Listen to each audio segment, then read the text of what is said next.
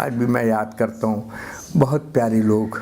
Baloch leaders کو دیکھو تو ترہدار لیڈر، شیر محمد بری کو ہم چھوٹے چھوٹے تھے وہیں ہوتے تھے، سمجھے نا، وہ ہمیں پیار کرتے تھے، بٹھاتے تھے، خیر بخش ہوا کرتے تھے۔ پٹھانوں کے بھی ایسے لیڈر، اچکزئی وغیرہ، پٹھانوں کے بڑے ترہدار لیڈر، بڑے بچوں سے پیار کرنے والے۔ اور مجھے یاد ہے کہ کوئٹہ کے وہ جو باہر پانی بہتا تھا وہ اتنا شفاف ہوتا تھا کہ لوگ اسے پی لیں، اتنا دلول پانی ہوتا تھا۔ بے پناہ پھل تھے، ہمارے دوستوں کے پھلوں کے، چیریز کے باغات تھے، ہم وہاں چلے جاتے تھے۔ خاص طور پر رمضان کے دنوں میں اپنی اماں سے ہم کہتے تھے روزہ نہیں رکھیں گے اماں، آج ہمارا روزہ نہیں ہے، لیکن اپنے باپ، وہ کہتے بیٹا باپ کے ساتھ سحری میں ضرور جاگ جاؤ۔ تو ہم باپ کے ساتھ سحری میں جاگ جاتے تھے، اور نمازوں کے وقت اگر گھر میں والد ہوتے تو ان کے پیچھے نماز ضرور پڑھتے تھے، یا جمعے کی نماز پڑھنے ہم ضرور جاتے تھے۔ اور ہم سے ایک دفعہ یہ ضد بھی ہوئی بڑی کہ ہم نے جمعے کی نماز پڑھنے سے انکار کر دیا۔ ہم نے کہا ہم نہیں جائیں گے اس مسجد میں۔ انہوں نے کہا بھائی کیوں نہیں جاؤ گے؟ ہمارے والد نے پوچھا کیا اللہ کی نماز پڑھنے سے انکار کرتے ہو؟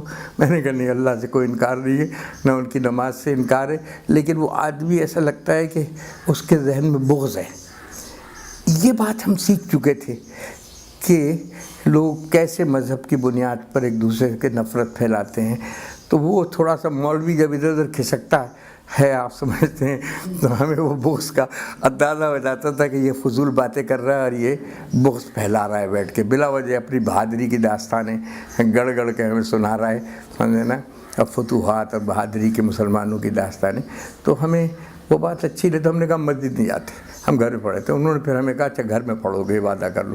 تو ہم بڑی نمازیں پڑھتے تھے، بڑے روزے رکھے ہم نے، کبھی کبھی کھائے بھی ہیں۔ میں آپ کے اس ٹیلی ویژن میں کہتا ہوں کہ اتنا بڑا تو نہیں تھا، لیکن روزہ کھا لیا میں نے کئی بچہ کے، اور میں روزہ رکھتا ہی نہیں تھا۔ کھانے کا سوال پیدا جب ہوتا ہے، اپنی ماں کو میں کہتا تھا میرا روزہ نہیں ہے، مگر میں اپنی باپ کو ناراض نہیں کر سکتا۔ ہماری والدہ کہتی تھی کہ بیٹا باپ کو ناراض نہیں کرو، تو وہ کیوں تم ان کے دل میں دکھ پہنچاؤ گے ان کو کہ تم نے روزہ نہیں رکھا؟ وہ ان کا ایک مسلک ہے، تو تم اپنے والد کا تو احترام کرو۔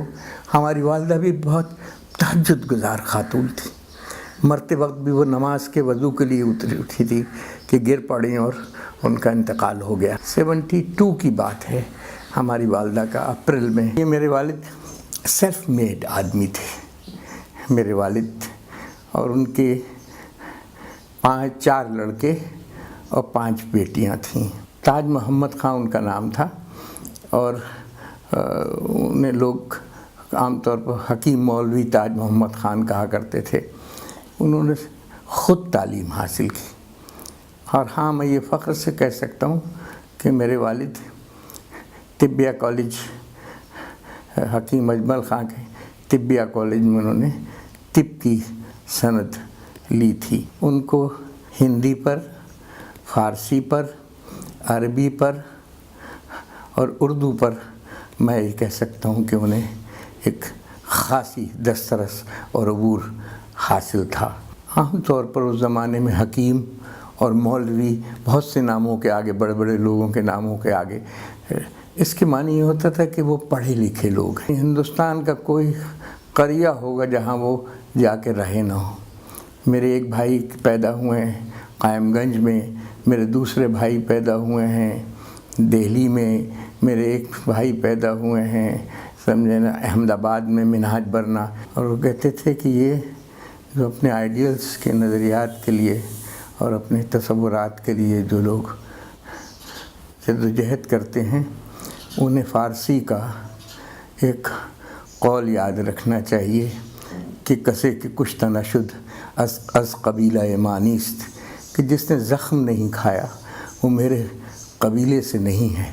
جب ہم پچھلی دفعہ گئے تھے تو ہمیں اپنے گھر کے پاس جا کے میں رونے لگا، کیونکہ وہ جو کولی وہاں بستے تھے اس زمین کے اوپر، آس پاس ہمارے جو جمعدار بستے تھے سمجھے نا، جو ڈمرو بجاتے تھے اور اعلیٰ اودن پڑھا کرتے تھے ہندوستان میں، وہ ان کے ماں ملی، باقی بچے تو فرخ آباد جاتے ہیں کام پر۔ میں نے بہت سے اپنے جو ساتھی تھے، کیونکہ میں وہاں اکیلا بچہ تھا سمجھے نا، ہمارے والد اپنے ذہن کی وجہ سے وہ کہتے تھے کیسی سلیمیں لوگ ہیں، یہ تمہارے معیار کے بچے نہیں ہیں، وہ ہمیں ملنے نہیں دیتے تھے، اور ہمیں یہ بات بہت بری لگتی تھی۔ شاید طبقاتی کشمکش کا پہلا عنصر اگر میرے ذہن میں آیا تو اس وقت آیا کہ جب میرے والد نے مجھے کہا کہ یہ تم جمعداروں اور کولیوں کے بچوں کے ساتھ کیسے، تمہیں پتہ ہے کہ تم میں اور ان میں فرق ہے؟ تو ہم بہت روئے گھر آ کے۔ ہماری ماں نے کہا کیا بات ہوئی ہے؟ میں نے کہا کہ ہمارے بابا جی نے ہم کو یہ کہا نہیں کھیلو گے۔ ان کا بیٹا میں تم سے کہتی ہوں کوئی فرق انسانوں کے درمیان، بچوں کے درمیان تو کوئی فرق ہوتا ہی نہیں، سارے بچے فرشتہ ہوتے ہیں، وہ چاہے غریب لوگوں کے بچے ہوں، چاہے ہندو کے ہوں، چاہے مسلمان کے ہوں، چاہے چھوٹی ذاتوں والوں کے ہوں، چاہے بڑی ذاتوں والوں کے ہوں، بچے سب ایک سے ہوتے۔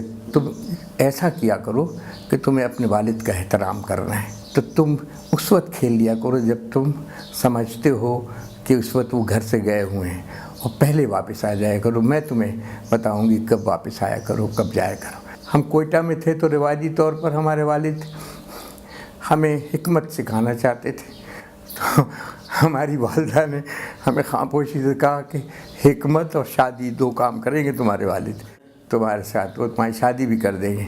تو ان کا انگریز سے جھگڑا ہو گیا تھا، کیونکہ سٹی اسٹیشن کے سامنے جو ایک مسجد بنی ہوئی ہے آپ دیکھتے ہوں گے، میرے والد نے ہی اس کی بنیاد رکھی تھی۔ انگریز کا بھی اپنا موقف میں آج غور کرتا ہوں تو صحیح تھا، وہ کہتا تھا بھئی یہاں ٹرین رکے گی تو یہاں ہم وہ بنائیں گے سرائے خانہ کہ اس میں لوگ ٹھہر سکیں، جا سکیں، یہاں سے ایک دن آ کے انٹیریئر سندھ سے اگر کوئی آئے تو یہاں ٹھہر کے ٹرین میں روانہ ہو سکے۔ میرے والد کیونکہ وہاں مسجد کی بنیاد رکھ چکے تھے، لہذا وہ مولوی تو تھے، اس سے تو میں انکار نہیں کرتا، لہذا وہ لڑ پڑے انگریزوں سے۔ انہوں نے کہا یا میں نے مسجد کی بنیاد رکھ دی ہے اور تم اسے نہیں مٹا سکتے۔ تو میں یہ بتاؤں کہ ہزاروں کی تعداد میں وہ لیاری سے، اس زمانے میں لیاری میں زیادہ مرکز تھا، آبادی تھی مسلمانوں کی، وہاں سے مسلمان لے آئے، اور انگریز بھی طرح دار انگریز ہوا کرتے تھے، وہ پھر ہاتھ پیچھے کھینچ لیتے تھے جب مذہبی معاملات میں زیادہ گھستے نہیں تھے، سب نے جہاں اگر ان کا انٹرسٹ نہیں ہوتا تھا۔ تو یہ مسجد جو ہے میرے والد کی بنائی ہوئی، ہاں اتنا ضرور ہوا کہ میرے والد کو انہوں نے ایکسٹینڈ کر دیا، اور ان پر چارجز بھی یہی تھے کہ یہ اس زمانے میں یہ جو ترکی میں جو لڑائی ہو رہی تھی اس میں اس کے حمایتی ہیں۔ یہاں پر اسٹونٹ لائف میں شہر بدر ہوئے تو ہمارے والد کوئٹہ میں تھے، تو کوئٹہ ہمیں آؤٹ کر دیا گیا۔ ایک شہر بردری میں تو ہم کوئٹہ ہی جا کر میں اور فتح وغیرہ رہے تھے، دوسری شہر بردری میں کوئٹہ بھی انہوں نے ہمیں آؤٹ کر دیا، نکال دیا کہ بلوچوں کو اکساتے ہیں، بلوچ لڑکوں کو گڑبڑ کراتے ہیں، تو ہمیں وہاں جانے کی اجازت نہیں ملی۔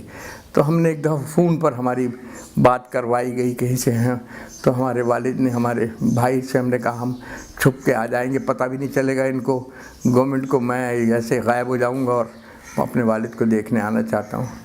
تو ہمارے والد سے انہوں نے کہا کہ میرا آج آنا چاہتا ہے چھپ کے دیکھنے، تو انہوں نے کہا کہ نہیں، چوروں کی طرح آنے کی ضرورت نہیں ہے، اور اگر تم معافی مانگ کے آئے تو سراج محمد خان تم میرا منہ نہیں کھولنا، اس کے لیے میرے منہ کو کفن کو نہیں کھولنا اگر وہ معافی مانگ کے، کیونکہ اگر وہ نظریے پہ اپنے قائم ہے تو اسے قائم رہنا۔